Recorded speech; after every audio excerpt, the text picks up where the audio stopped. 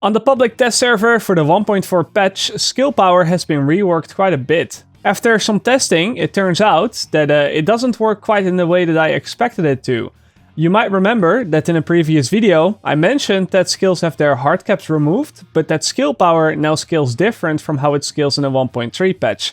I said that there's a big amount of diminishing returns, so after a certain amount of electronics, you would not get 30 skill power per electronics point, you would get 29, and then if you added a bit more, you would get 28, and then 27, and so on.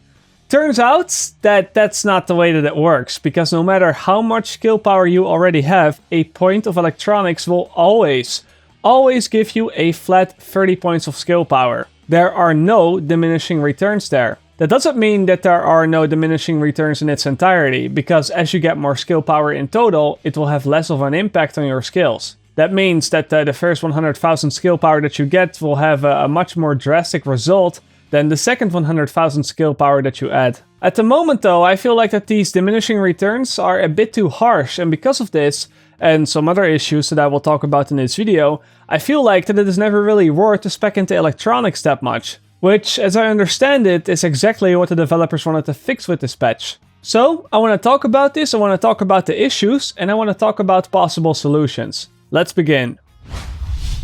First up, we have the diminishing returns. As I said, it works in a very simple way.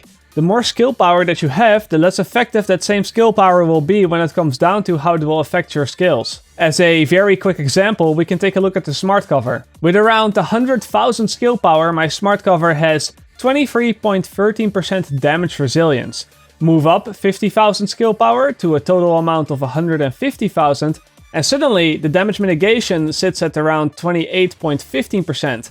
That's a 5% increase that we got from 50,000 skill power. But then, if we move up from 150,000 skill power to 200,000 skill power, you will see that the damage mitigation goes up to 32.6%, which is only a 4.5% increase. Yet, we added the same amount of skill power as before. And then if you add another 50,000 skill power up to 250,000, the percentage for the damage mitigation is 35%. Yeah, only a 2.5% increase. And yet, we added 50,000 skill power just as before. Diminishing returns kicked in hard here. And this doesn't just happen for the smart cover damage resilience, but it happens for every statistic for every single skill in the game.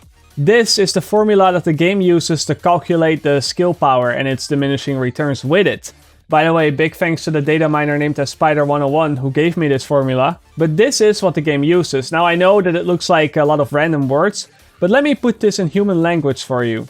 You have to take the skill power that you can see on your screen, then multiply that by 300,000, and then divide that by the skill power that you can see on your screen, plus 0.8 times 300,000. The results that you're getting, that should give you the effective skill power that you have.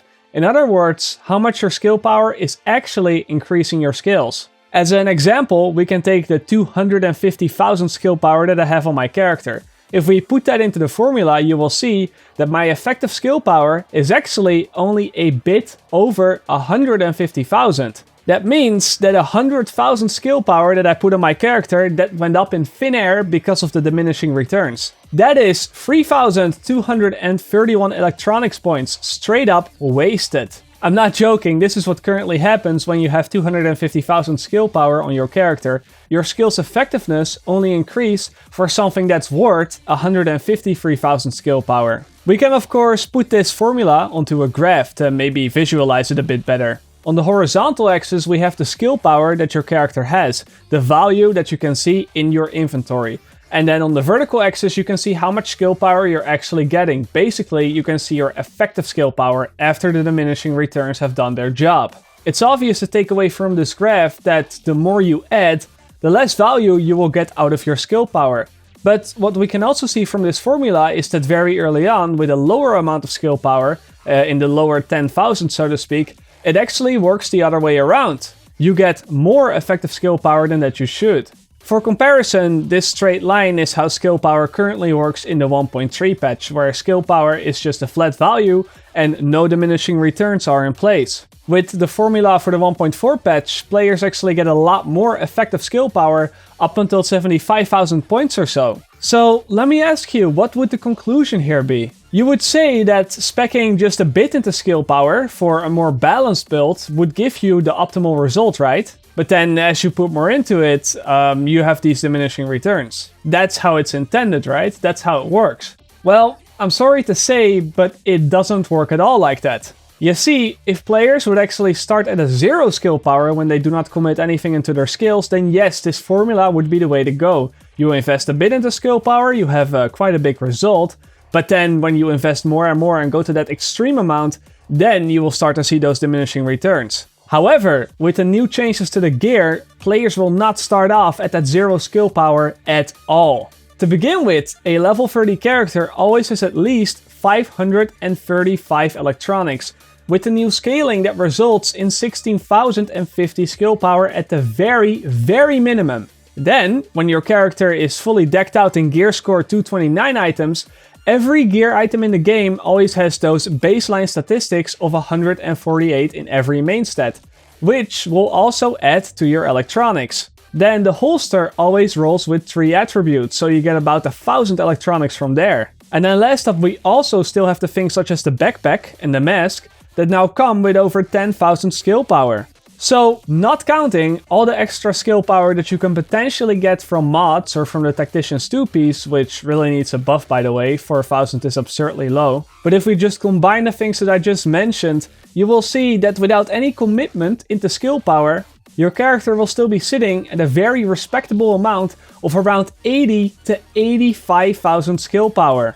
This amount will at the very minimum put our skills at a power level that is very respectable. It's good enough. The first 8 overdose will self-heal your character for 100,000 HP. Remember guys, in the previous patch, that was the cap. That was the absolute maximum that you could get. The healing station will heal players for nearly 4,000 HP a second, and the ballistic shield will already have 600,000 HP. Again, at this point, without speccing into electronics at all, skills are already very powerful. More importantly though, we just learned that around the 80,000 skill power mark, the diminishing returns really start to kick in. I mean, according to the formula, our 85,000 skill power, it's effectively worth around 78,000 skill power. It puts us right here on the graph. The diminishing returns, they aren't really that bad. However, this is our starting point now. For every player in the game that doesn't care about electronics whatsoever,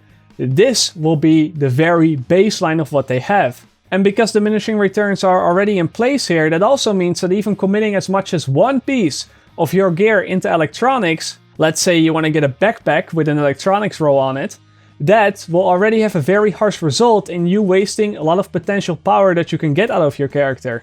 Let's say you're roughly adding 28,000 skill power with that electronics roll on your backpack because you're going from 85,000 skill power to 113,000. Makes sense, right? But in reality, because of the diminishing returns and how effective they already are at this moment, you're only getting around 17,500 effective skill power. You're already wasting 10,000 skill power or 348 electronics. Those stats have just gone up in thin air. And that's only the case with the first piece that you commit to skill power. It of course gets much worse if you decide to add 2, 3 or even 4 pieces with electronics rolls. Let aside the mods, we're not even gonna talk about gear mods right now.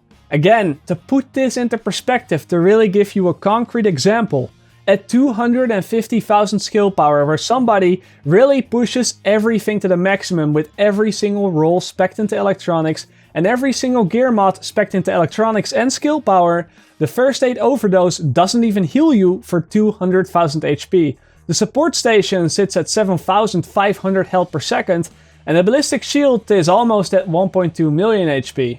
Those are pretty decent values, I'm not gonna complain there, but they're not even twice as much as the statistics from the character that didn't spec into skill power whatsoever. So you're not even getting that much value, but you're giving up a whole lot of toughness and a whole lot of damage. With the toughness or the damage scaling, this isn't the case at all. Both of those scale linear, and if I wanted to put everything into my toughness, all my main stats into stamina, I would probably get 3 or maybe even 4 times the amount of somebody who neglected stamina entirely. On the PTS I do not have a full-fledged stamina build, so I cannot show you what the difference actually is. But if I just put on some random gear pieces with stamina, not even all 229, not even filled with mods, you can still see my toughness going up from 176,000 to 472,000. Or in World Tier 4, from 117,000 to 314,000. And I'm not even close to being on the cap of armor either. I've got a few armor rolls, but I haven't committed anything. So tell me, why would I ever give up a flat amount of toughness or a flat amount of damage to only get back a relatively little amount of skill power? The way the diminishing returns work right now is not in a very good way. And I can see this only getting worse in the future, because when newer, higher item level gear is released, those gear items will only get higher baseline stat rolls, and putting everything into electronics will only be a bigger waste of stats. With this update, you wanted players to spec more into electronics. You wanted them not to rely on skill power rolls on the backpack and the mask. Yet, with the new gear system and the new skill power scaling, you've achieved the exact opposite and given even less incentive to spec into electronics at all. To put it simple, the base values are way too high enough that we don't need to spec into electronics, and the diminishing returns on the skill power scaling are way too punishing for any min-max commitment. The incentive to do it is not there, and the payoff isn't there either. I think what I would like to see most as a solution for all of this is the skill power scaling going back to being linear, but the skills not increasing as much per skill power point as that they used to. So to kind of visualize what I'm talking about, I think it would be best to have the skill power scaling something among this line, which kind of would fix two issues at the same time. First up, the free skill power that you get as a baseline wouldn't be as impactful, and the skills wouldn't be as powerful as that they are right now without any skill power commitment. And also, the second thing that it fixes is that you can put all your balls into one basket with purely speccing into skill power, and you wouldn't be screwed. Yes, you're going to create extremes in one area or another, but if one skill proves to be too overpowered or too broken with the new scaling, then you can just manually lower that skill to scale a little bit less effective per skill power point. That for me would be the ideal solution. However, I do also know that this patch, this 1.4 patch, it has to drop somewhere this month, so I doubt that the developers actually have the time to rework skill power again, because remember, they already reworked it for this patch. So as a hotfix option, so to speak, I would strongly recommend simply reducing the amount of diminishing returns in this formula, or let the diminishing returns kick in a bit later, because right now it just feels too harsh. But as always, I'm kind of rambling on for a bit too long about these things. Point of the video is, and this is really important to take away, skill power scaling needs adjustments, because currently it's not worth speccing into electronics. If you have anything to add, you can of course always let me know in the comments or on Twitter, it's really up to you. I don't mind, I'll be sure to check out both of those. And as always, I will see you all later, or like they say in the Netherlands, zie je later!